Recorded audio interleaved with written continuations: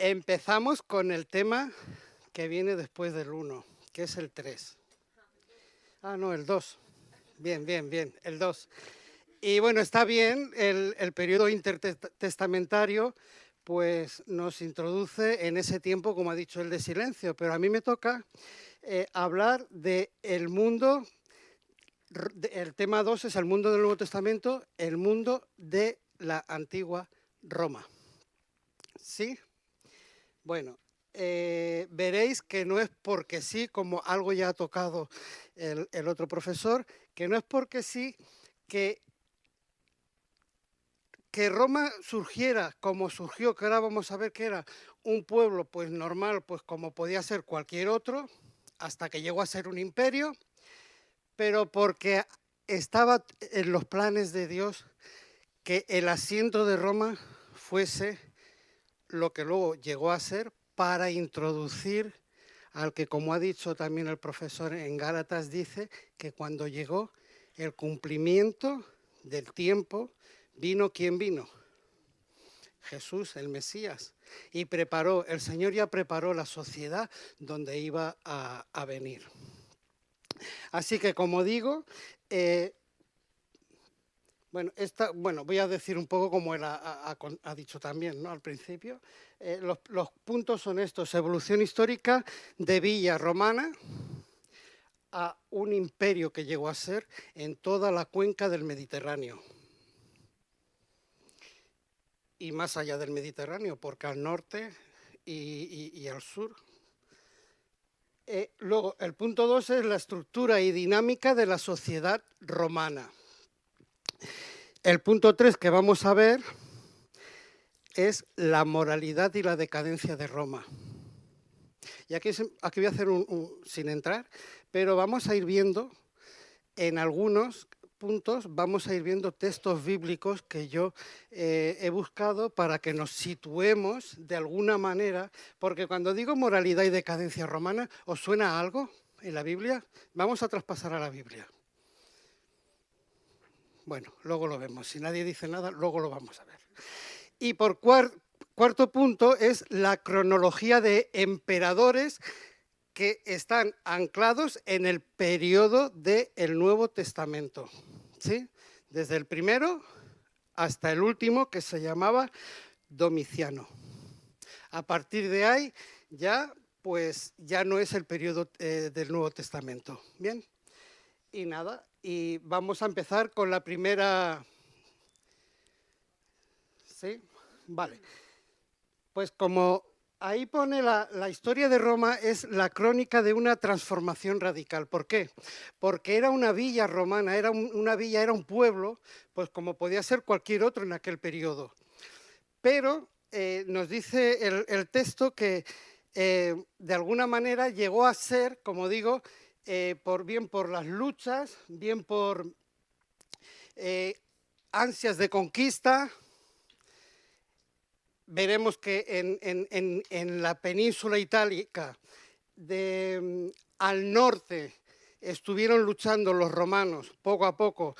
La villa se componía esa villa de varios, vamos a decir, trasladado ahora, de varios municipios o de varias villas, otras romanas alrededor, ¿sí? No era solo Roma, la que conocemos hoy como la capital de Italia, sino las villas de alrededor. ¿Sí?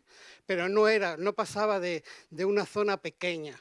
Pero sus ansias de conquista, de lucha, de poder, al norte, si pasas la otra, por favor, la otra diapositiva, al norte, bueno, no me puedo mover. Al norte estaba un pueblo que lo habréis escuchado muchas veces. ¿Sí? ¿Me puedo mover un poco? Vale. ¿Veis? Mirar, aquí está Roma y unas cuantas villas que eran, digamos, pues como era una ciudad-estado, ¿no? Unas ciudades-estado.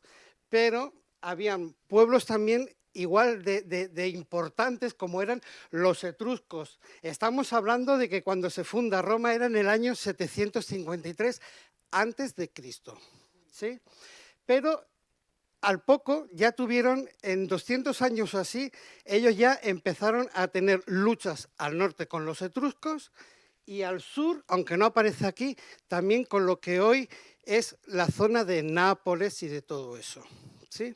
En alrededor de 200 años, Roma empezó a crecer, a quitarse, vamos a decir de alguna manera, sus enemigos por el norte, sus enemigos por el sur, conquistaron.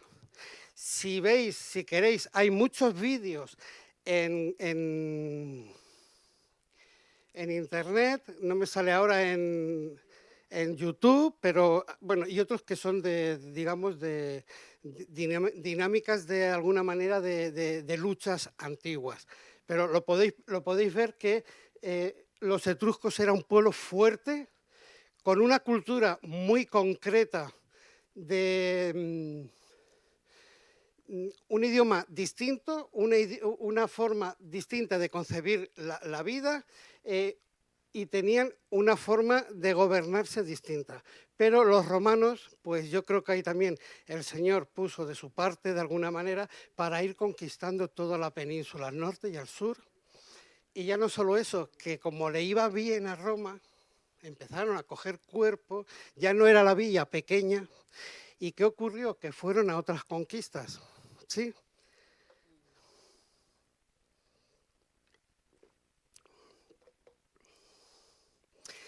Entonces, empezaron, cuando tenían conquistado toda la península, conquistaron todo alrededor. Y la batalla más importante es la batalla que tuvieron con los, a ver si lo encuentro.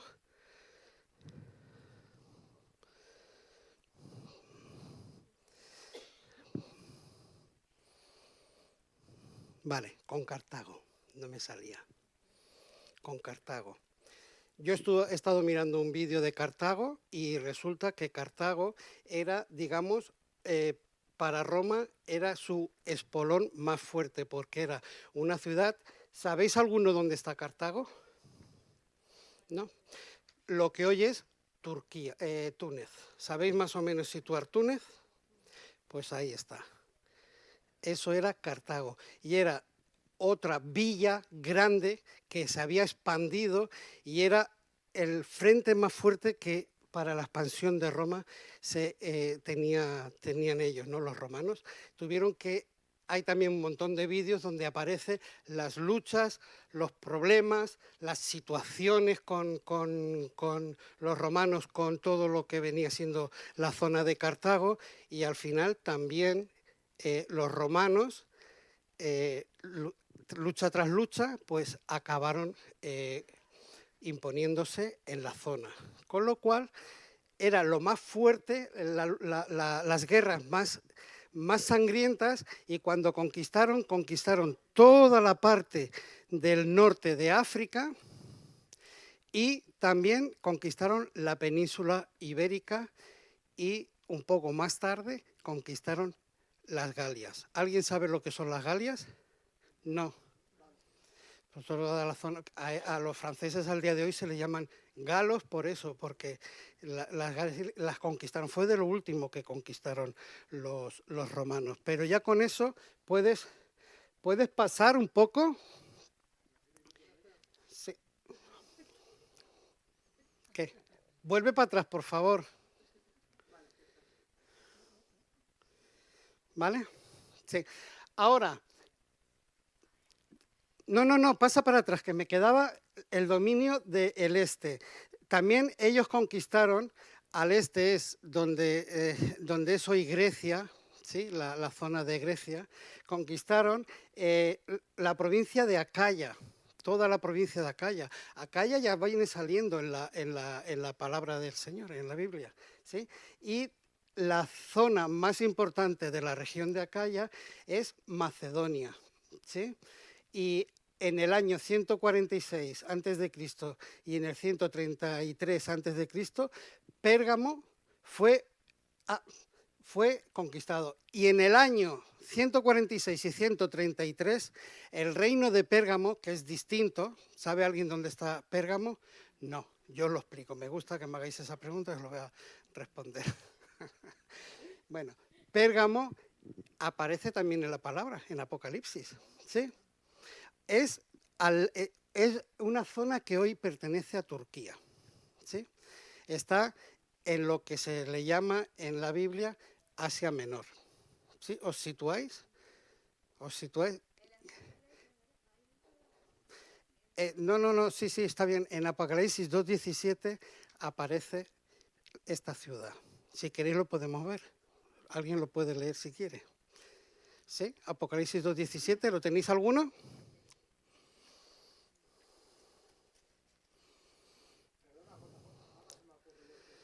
Claro. Yo lo creía, pero creo que no. Yo lo creí durante un tiempo, pero escuché y por lo visto no tiene nada que ver. ¿Pastor? No, ¿verdad? 2:17. Hay que traer Biblia en papel.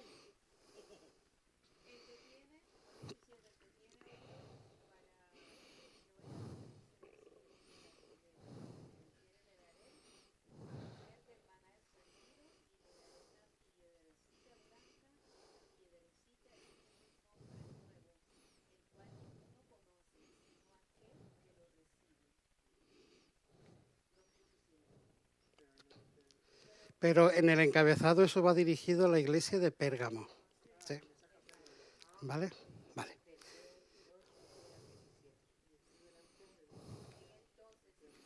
Vale, bien. Vamos a las campañas finales de Roma. Roma ya ha ido conquistando el norte de África, la península ibérica. ¿Sí?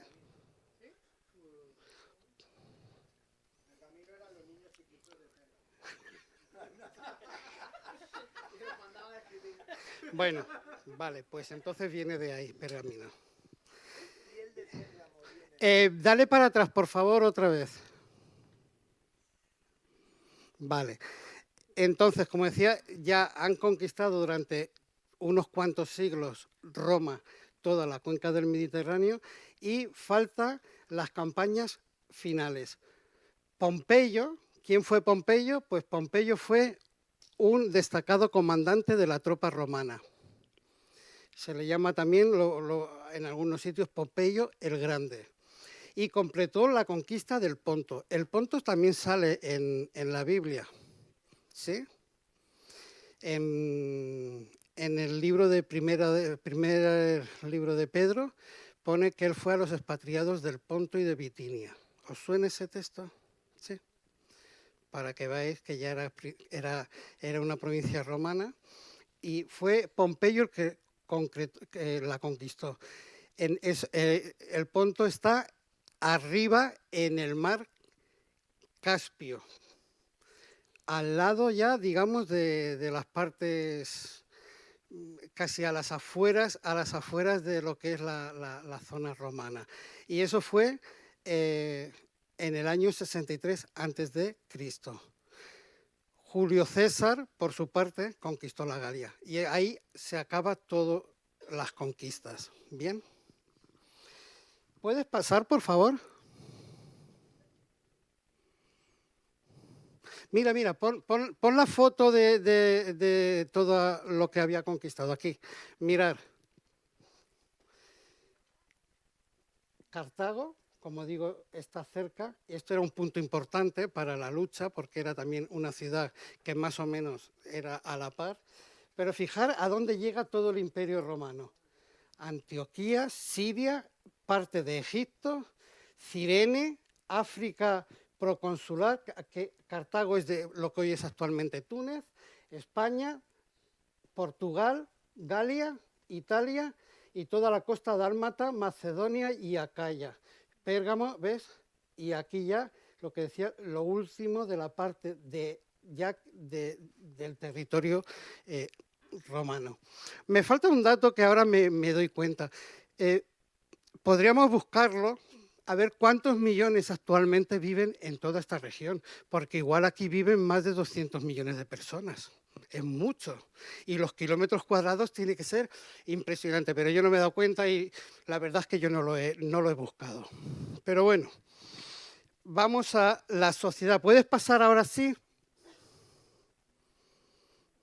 No, donde pone la sociedad para atrás. Bueno, pues ahí no está.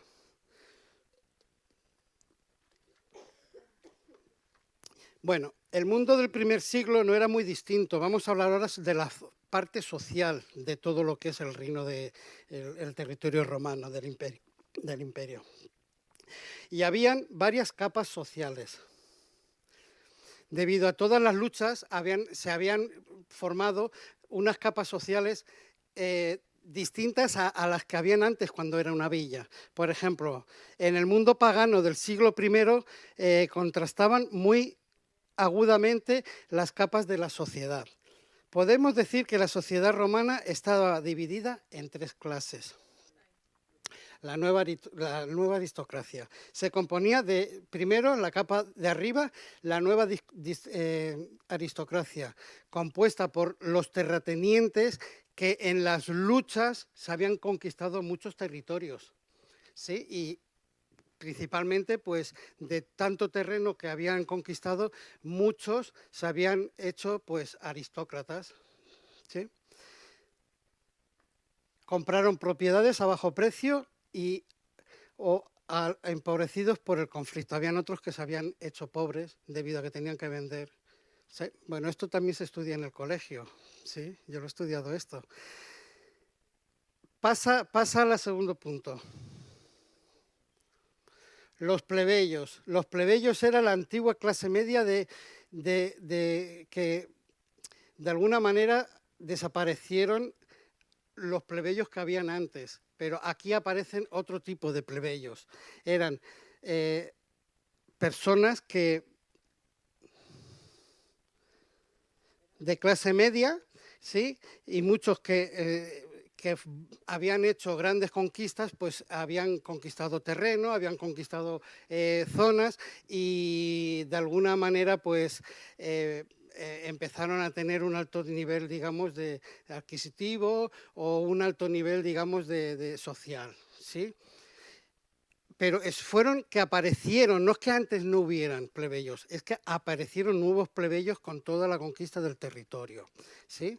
Y también habían luego, ¿puedes pasar? Los esclavos. ¿Puedes pasar, por favor, la página?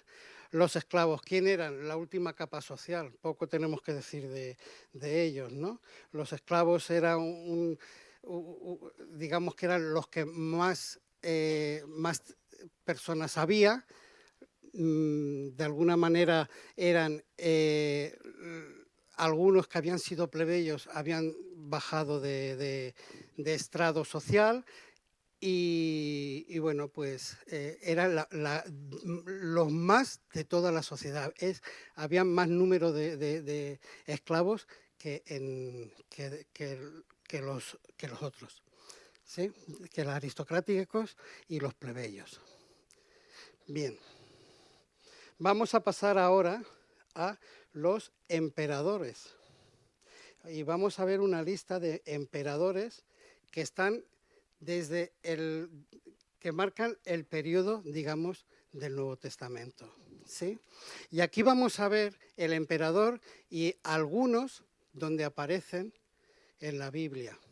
Por ejemplo, el primer emperador se llama Octavio Augusto, ¿sí? El año es 27 a.C., cuando gobernó, al 14 después de Cristo. Y vamos a ver el nacimiento de Jesús y cómo aquí habla en Lucas 2, capítulo 2, versículo 1, cómo habla de él, hace mención la palabra.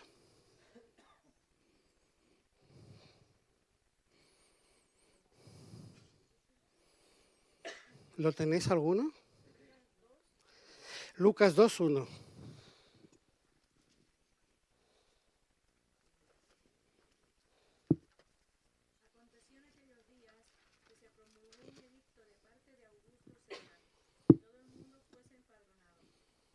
Ahí está.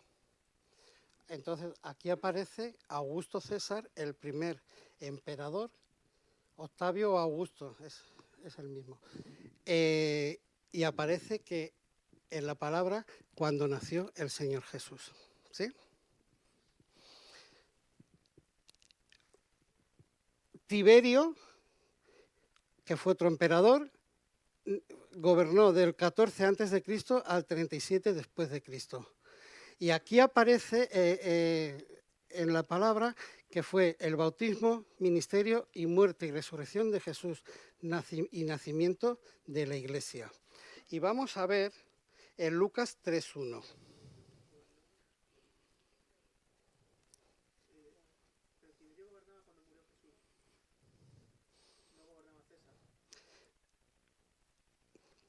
No. Bautismo, en el periodo de Tiberio fue el bautismo, el ministerio bautismo, ministerios, todos los ministerios de Jesús, todo el periodo de la muerte y resurrección de Jesús. En ese periodo gobernaba Tiberio. ¿Me explico? Pero Pilatos no era el emperador.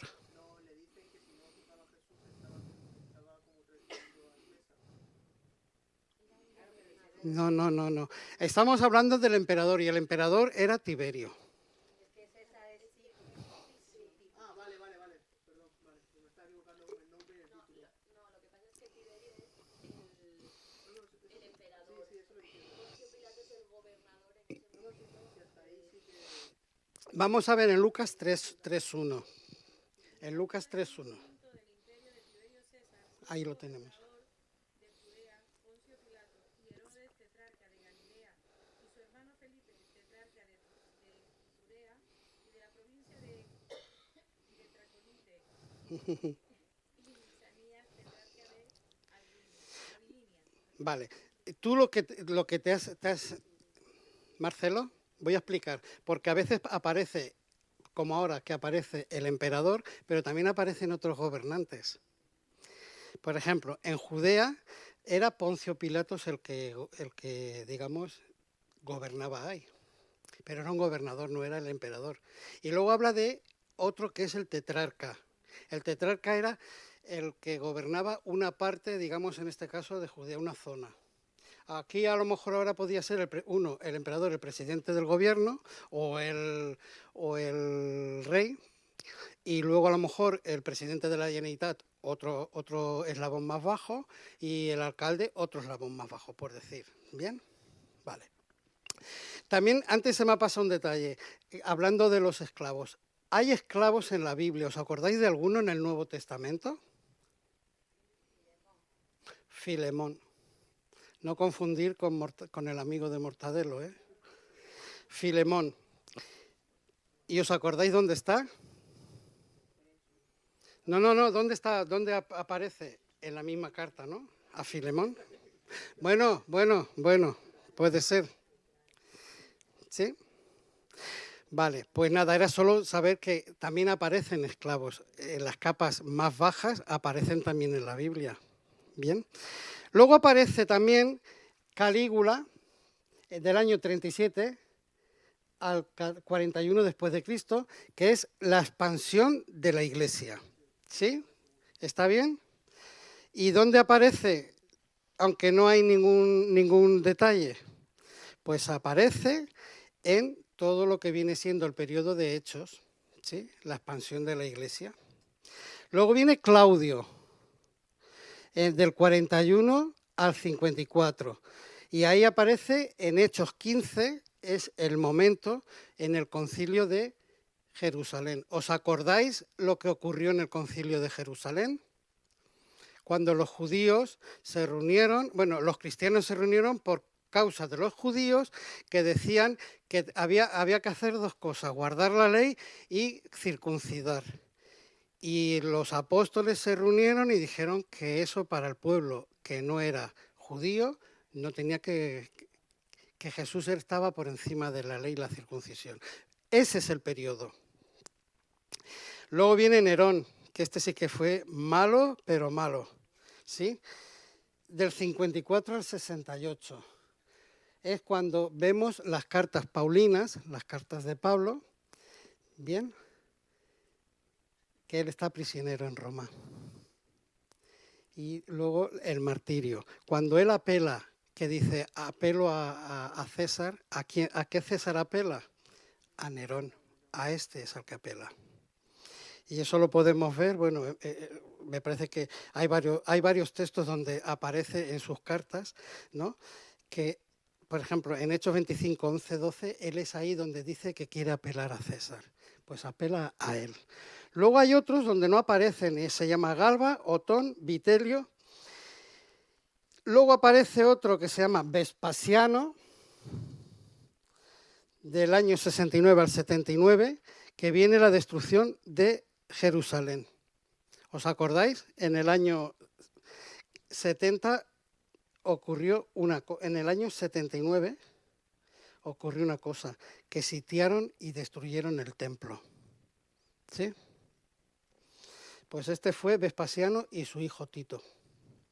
Y luego Domiciano, que Domiciano se enclava en el periodo final cuando Juan está en la isla de Patmos y ya acaba la era apostólica. ¿Sí? Ese es el periodo de los emperadores en el periodo testamentario. Si tenéis alguna pregunta, yo aquí he acabado. Me parece que es la última diapositiva, ¿no? Y Domiciano es el que mandó a Juan al exilio, ¿no? Sí, sí, él es el que lo mandó a la isla de Patmos. Sí. Destierro de Juan a la isla de Patmos y fin de la era apostólica. ¿Sí?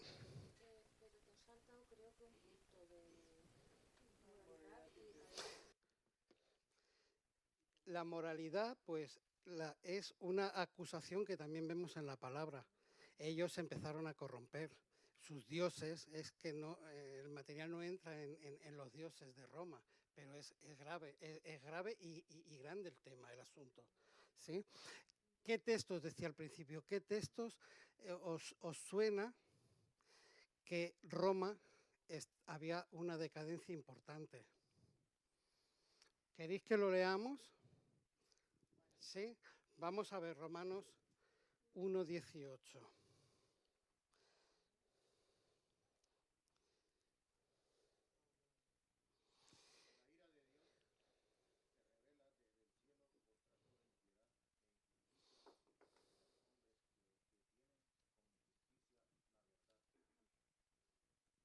No, continúa.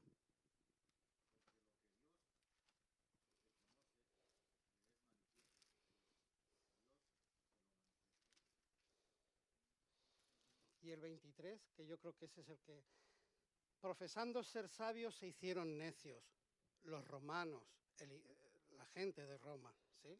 La sociedad, y cambiaron la gloria del Dios incorruptible en semejanza de imagen de hombre corruptible, de aves, de cuadrúpedos y de reptiles, por lo cual también Dios los entregó a la inmundicia y a las concupiscencias de sus corazones, de modo que deshonraron entre sí sus propios cuerpos. ¿Sí? Y cambiaron la verdad de Dios por la mentira, honrando y dando culto a las criaturas antes que al Creador.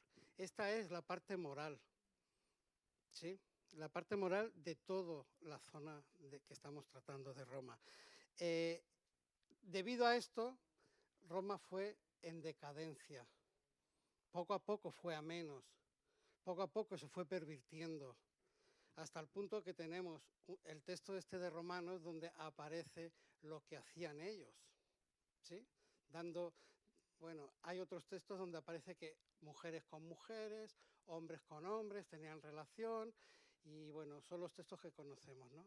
Y fue un periodo que cuando Roma, aquella villa pequeña, se hizo un gran territorio, un gran imperio, fue cada vez decayendo. Y eso muchas veces ocurre también en el hombre actualmente. Es parecido. Cuando estamos sobrados, ¿qué nos ocurre? A veces es cuando peor estamos espiritualmente, ¿sí? Bueno, ese era el punto, No hay más detalles de la moralidad de ellos. Pero bueno, nada más hay que ver muchas veces lo que se cuenta en la historia de Roma. No sé si habéis estado en alguna capital romana o en Roma, o sea, italiana o en Roma mismo, como hay muchísimas esculturas que lo que pretende la escultura o algún objeto de bronce son cosas perversas. No sé si habéis visto penes y algunas escenas lo que sé, de cosas, esculturas, donde las poses, la situación, sí que es verdad que hay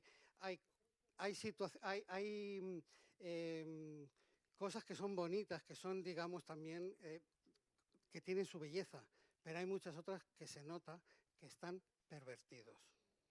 Y la estatua de Rómulo y Remo, ¿no? Que se amamantaron de una loba, ¿eh? Eso dice la tradición, que fue una loba la que los alimentó. Una estatua pervertida. Pero no solo eso, hay muchas figuras, imágenes, donde se ve que, claro, cuando tú no conoces al Señor, ni sus reglas, ni sus normas, la tendencia del hombre es a tener una moralidad que se aparta de sus exigencias. ¿Me explico? Es que en la cultura romana era muy típico eso, el tema de hacer orgías entre hombres, mujeres, Sí, incluso ya esto viniendo adaptado de los griegos, cogían a niños de entre 10 y 11 años, sí, pero los griegos para- no me toca a mí darlos, no, no, sí, ya digo, pero que los romanos cogieron muchas costumbres también sí, de ellos, igual que muchos de sus dioses son cogidos de la creencia griega, y sí. cogieron la costumbre de coger a niños de 10 11 años para que se acostumbren a grandes aristocráticos de esa época que ya eran mayores, digamos, de 30 años.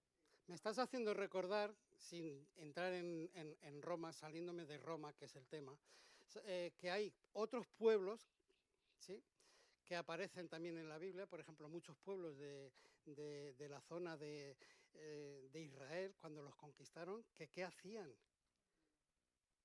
Quemaban incluso a sus hijos en fuego al rey de Moloc. Moloc era un dios para ellos, que tenía así los brazos, y la gente venía y les ponía el niño y les prendía fuego. Entonces, era un sacrificio, pero esa es la tendencia, a lo mejor en grado máximo, de algo que hoy es algo que no se puede entender, pero la tendencia del hombre es esa.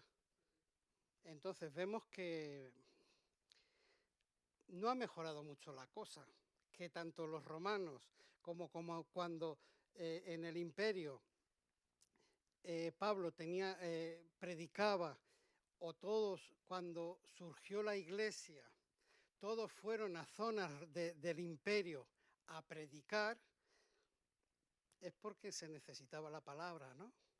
Es porque de alguna manera la situación del hombre, como también aparece en la Biblia, necesitamos que el Señor nos corrija que nuestros pecados, porque somos perversos. Y bueno, eso ya es otra cosa, ¿no? Otro tema también. Pero es así, la moralidad está inclinada al mal. Y no sé si...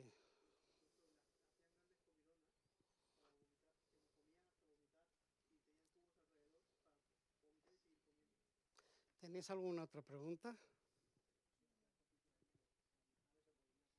que comían hasta vomitar y tenían cubos alrededor para vomitar y seguir comiendo. ¿Tenéis alguna otra pregunta? Bueno, pues en este tema eh, es interesante porque vemos que la Iglesia... Pon la última diapositiva, por favor. ¿Sí? En este marco temporal subraya que el desarrollo del cristianismo primitivo no ocurrió, como antes decíamos al principio, de una forma aislada. El Señor ya fue poniendo, ya fue haciendo, porque iba a venir el Mesías, ¿sí? Vemos que la situación social, política, luchas, bueno, no es muy distinta ahora. Sí que cambian los métodos. Hoy una lucha se puede hacer desde el aire y no es como antes, ¿no? Pero la situación del corazón humano es el mismo, no ha cambiado. Y ahí es que vino, preparó y vino el Señor. Y a veces yo pienso, ¿y ahora no estará preparando la situación porque vemos también que queda poco? ¿Sí? ¿Puede ser? ¿Sí? Una interacción constante con la administración y las vicisitudes del Estado romano. Ahí, con todo el día a día, es que vino, cuando el cumplimiento del tiempo, vino el Señor. Vino, creció, murió y se expandió la Iglesia en este periodo, en este bonito periodo. ¿Sí? Pues ya está, yo por mi parte es todo lo que traía. Si no hay ninguna otra pregunta, si no hay nada más...